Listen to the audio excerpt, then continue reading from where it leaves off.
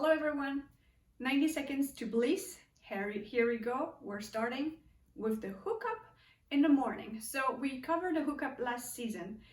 Now I invite you in the morning when you're in between still sleeping and time to wake up to use this time to just put your intention for your day.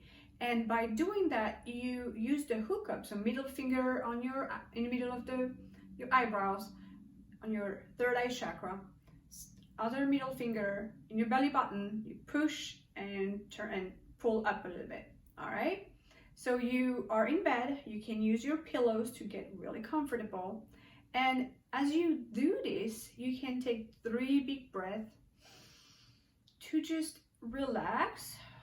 Okay, and put your tongue behind your teeth in the front on your palate to connect, and put your feet on top of each other like that.